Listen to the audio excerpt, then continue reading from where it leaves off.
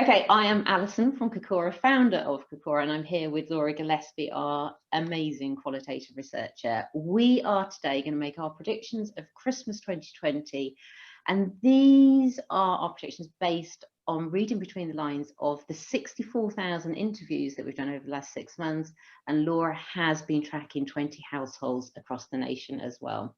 So here goes, Laura. We are not very excited at this moment in time about Christmas. Tell us why. No, we aren't. You can see there. Well, I mean, this is loss aversion, isn't it? We put twice the weight on what we're losing and can't quite focus on what we're gaining. And so for the moment, all people can think about is the things we're going to be missing this year, the people who won't be with us, the traditions we can't do. And that isn't a great feeling, is it? That is very difficult, I think. It's difficult. But our gangster prediction is it's not going to be as bad as people think. And why is this?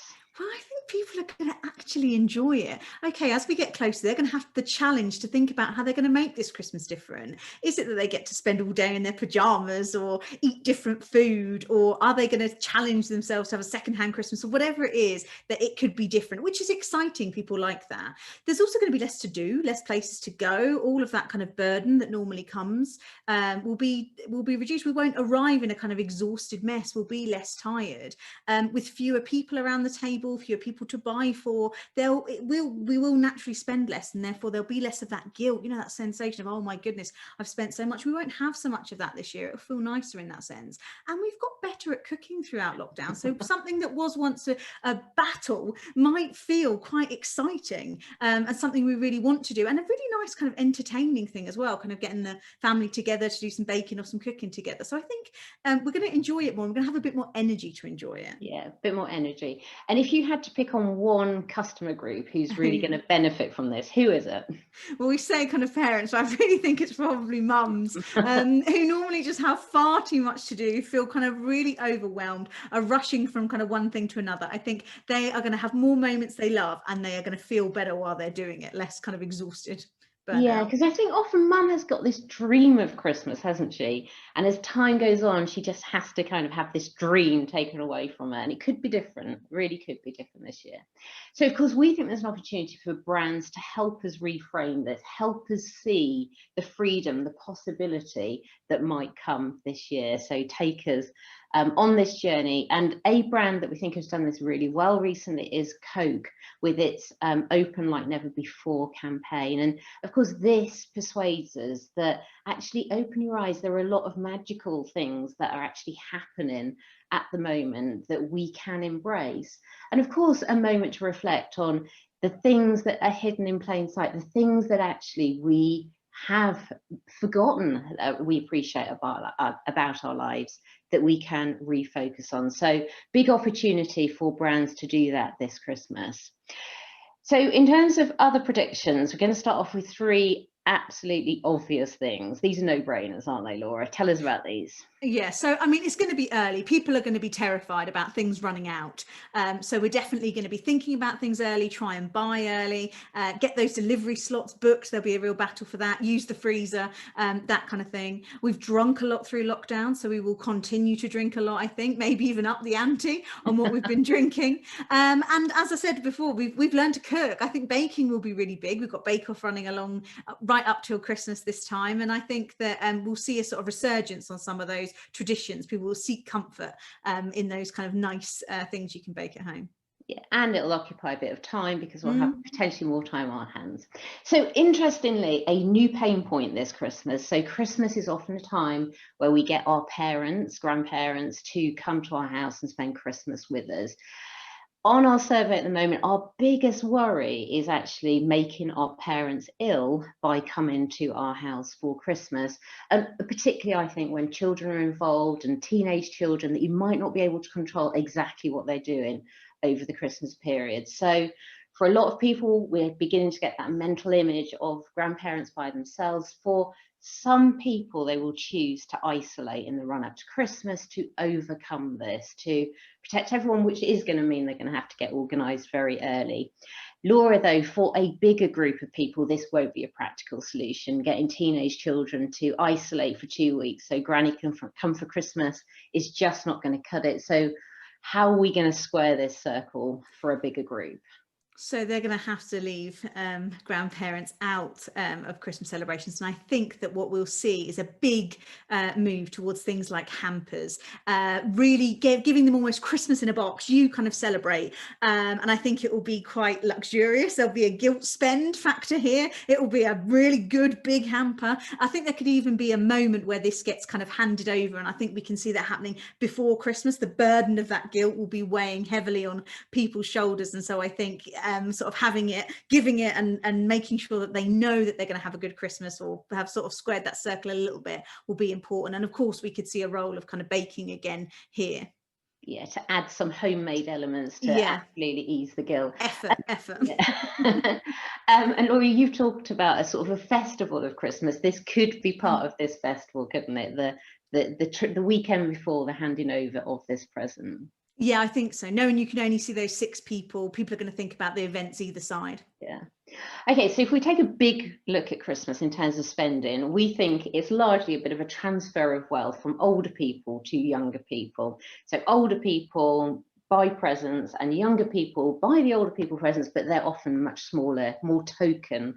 And so that moment where we're asking grandparents to go out and shop, we're going to be really protective about that as well. So we think there's going to be many more sort of put in requests to Granny. I want X, I'll buy it on your behalf. Also calls for grandparents maybe to hand over cash or use vouchers. These are things that they've always been fond of doing because they don't like to think their money is wasted on something they get wrong. But there'll be even more of that this year, and much less guilt attached to it, because it's a really practical way of avoiding the shots for older people. But it won't just be old people who resort to money and vouchers this year, will it, Laura? No, I don't think so. I mean, of course, there'll be a lot of people who want to be avoiding the shops, but I think this gift of vouchers or money will be almost you didn't quite fulfill the dream of 2020. So here's to 2021, maybe money towards a break or a holiday or a spa or something like that, I think will be really popular, kind of a sort of promise of better things to come next year. Yeah, and no sense of wasting your money on that. It's a really good way to spend your money. Houses, these are going to be really big in terms of the decoration of them. Tell us about this. Yeah, I think people are going to want to transform the 4 walls, which they've been staring at for however long now. So I think decorations will be bigger than ever, literally bigger than ever, almost wanting a real kind of transformation at home, not just the tree, but kind of other areas of the room, I think will be important. People aren't going to want to spend bags of money on that, I don't think, but they are going to want quite big impact. It's not just the actual decorations. I think it's the moment of decorating that's going to be really important. That weekend where everything happens is going to be quite an event, quite kind of a do. You can imagine maybe a big sort of food and drink occasion, almost like a little kind of household party moment where things get put up and you kind of have that big celebration, create a bit of light and shade to the year. Something exciting. We've been starved of newness, so this is an opportunity for that. Yeah, and I think lots of towns are going to cancel the sort of switching on light moment, and so this will be kind of your own mini household version of it. So yeah, I can definitely see that. Cards, we think, are going to be bigger. Already we're picking up on more card buying than this time last year. So we think people have got a bit more time to do it when you've not seen people throughout the year. This is a real moment where you can write something nice and it feels so much more precious, meaningful than just a sort of a text message or something. And of course, for local people, there's an opportunity to show off a little bit of baking skills by adding a small tokeny present alongside the cards, and go and deliver that locally as well. So cards big, and anything I think that feels quite homemade on the card front will be even bigger. Advent calendars. So we've seen the rise of advent calendars, haven't we, over recent years? They kind of got bigger and more adult. What's going to happen? I think they're just going to soar. I think those sort of big treaty, almost quite high ticket things, beauty, wine, cheese, even stationary ones, I think they'll be important. We've seen people treat their way through lockdown, and so this is an opportunity, I guess, for a little kind of treat every day. Again, it creates a bit more of that light and shade. We will be planning earlier, so we'll be more excited about kind of the countdown and things like that. So I think those sorts of advent calendars could be big, and I think there's still a role. It's not like they're big ticket, aren't they? But I think even on things like chocolate, people could kind of trade up, so it feels kind of really treaty every day. Yeah. So something to open up each morning. Yeah. Entertainment gifts, these are going to be big as well. We think it could go in two directions. Obviously, sort of traditional gifts that occupy several hours. Jigsaws we saw big through lockdown, they're likely to come back again at Christmas. But big tech launches like the PS5 going to be massive. People are going to be really worried about scarcity of these, so likely to try and want to get in really early to get these secured and bought and wrapped before Christmas. One thing we're going to find really difficult to find, though, is new different things. We're finding that anyway in life in general, this is going to be a pain point at Christmas. So often stores play such a critical role here, don't they? You're just kind of immersed, you're swept away in the moment, an idea strikes you, a kind of display speaks to you, and you might even end up buying quite a kind of predictable gift, a book, pajamas, whatever, but you feel really great about it and it's kind of hit you in the moment. Well, we are going to be missing those moments with a kind of such a kind of online Christmas, I think, this year. People might struggle for those ideas and to find different things. And so I think there will be a role for stores. People will go out to try and get that kind of flash of inspiration. Yeah. Okay, and when will they go shopping? Well, I mean, this isn't good, is it? Like, this is the moment that fills people's minds when you think about shopping before Christmas. And I think that this is just going to make people shudder. And so I think we'll see a move away from weekends, kind of stagger shopping in stores if people are going to go throughout the week. Yeah, and start really early, I think, as well. So early and Monday to Thursdays. Yeah. So in terms of the winners, well, we think the winners are going to be the places you go to first. So we've seen again this all the way through this year that people have kind of narrowed their repertoires, gone to places where they can feel they can buy a lot of things. So average transaction values have been really, really high, even if footfall has been low. So we think the same thing will play out over Christmas. It's going to be our first choice destinations that are going to work for us. So Amazon is going to be massive. It's been a huge winner this year. It will only go from strength to strength in terms of Christmas as well. Supermarkets, they've been good enough. They've been good enough for our clothes, for our homewares, and they're going to be good enough for a lot of Christmas gifts as well. And if we think about that immersive home Laura was talking about, they're definitely going to be a good place to buy Christmas decorations. And then again, Laura talked about the need for distinctive, unusual things. That's going to play right into the hands of brands like Etsy, not on the high street. But even beyond that, really small niche players that maybe only find on places like Instagram, a big opportunity for them to have a absolutely storming Christmas. So likely winners there. So let's finish off by thinking about the sales. So I think Laura's mentioned that we think people will spend slightly less this Christmas, so may have a bit of money to spend in the sales. Yeah, I think so. I think that, you know, we might be doing kind of fewer gifts and seeing kind of fewer people. You're going to want to make sure that you've really kind of got something you really love, especially after the year that we've had.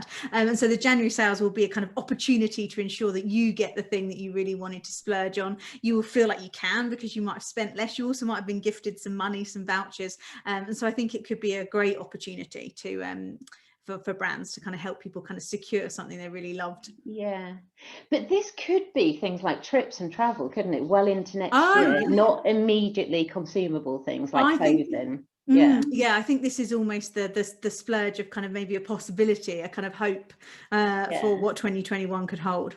Yeah, rather than a new jumper or a bit of cosmetics. Yeah, brilliant. Okay.